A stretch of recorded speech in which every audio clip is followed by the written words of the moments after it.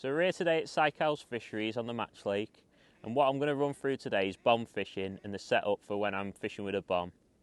The reason I tend to look to fish with a bomb is on venues which have big carp and often deep venues, because fishing with a long pole in the sort of depths what we've got today, 10 or 12 foot deep, you can often struggle with foul up fish, whereas with a bomb your bait's on the bottom and when it goes round it's in the mouth, which just makes it really efficient.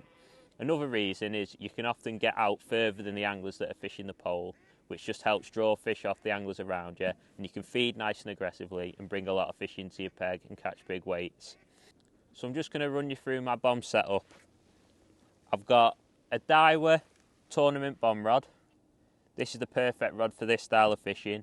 It's nice and short, you're only actually fishing where you can loose feed bait, so you don't need a particularly long rod. And it just means you can get the fish in and they pop up nice and close, and it just makes it dead efficient. The reel is a Daiwa TDR 3012, and that's been loaded with 8-pound Guru Pulse Pro reel line. There's no point messing around when you're fishing with a bomb. You're catching a lot of fish and you just want a nice robust line. So the setup is a really simple setup, and it's one that I actually got shown by Paul Holland. And the reason it's so good is because it allows you to change your lead and change your hook length really quickly. What it is 2 snap link swivels, but what I have done is taken the actual swivel off the second snap link.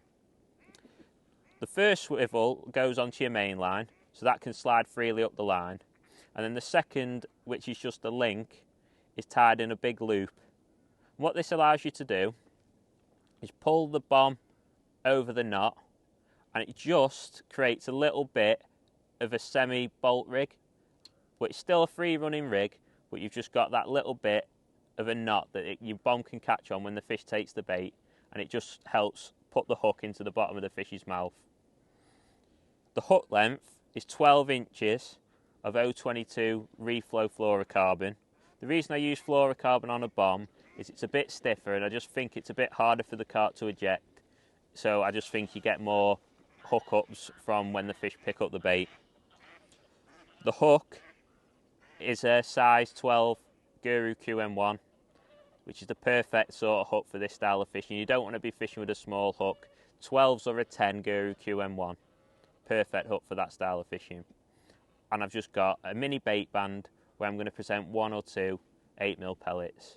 That's the perfect setup for bomb fishing. So one thing that's very important is choosing the correct size of bomb.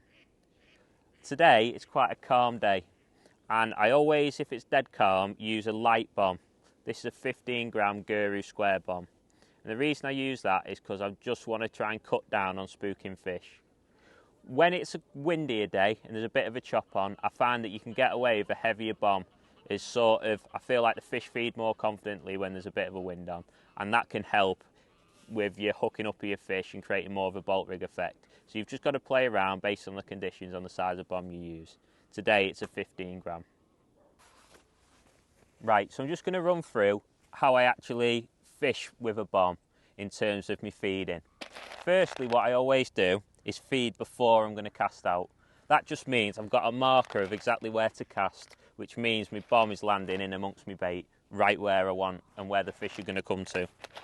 So what I'm going to do is feed 2 lots of pellets. I'm going to feed quite a few pellets because I want to try and keep them on the bottom now I'm fishing with a bomb. I'm just going to feed 6 pellets twice, 6 or 8 pellets twice. Look at where them pellets have landed on the water and just cast straight in amongst them. Just stop it and drop it right in amongst the pellets. Put it down to sink the line.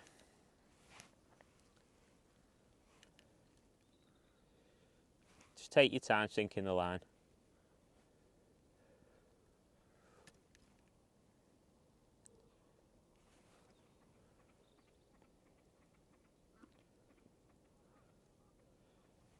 Once it's sunk, just put it on your rod rest and just wait for a bite. And now I'm happy sat there knowing that my bait is in amongst the pellets what I've fed. The perfect trap for a carp.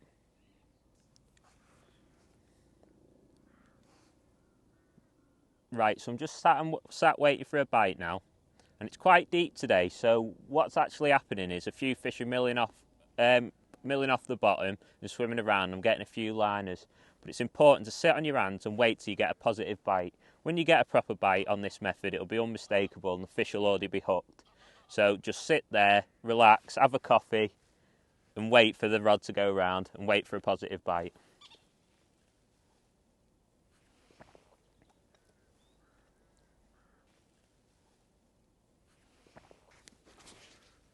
Well, that was a lovely bite, that. Straight round. Great bites on the bomb. Hopefully it's another good carp. Just keep your rod nice and low. Because you're on nice positive kit on the bomb, you know, 0.22 at length and a 12 QM1, you're having the confidence that every fish you hook's going to come in.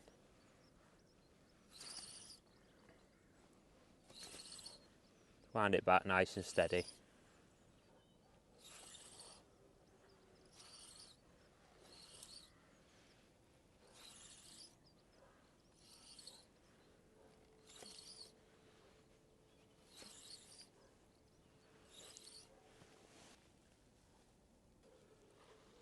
What you want to try and do is just lift the rod up at the last minute and hopefully you can net it quite quickly. Although this one doesn't want to play, he's going again. Nice little ghosty.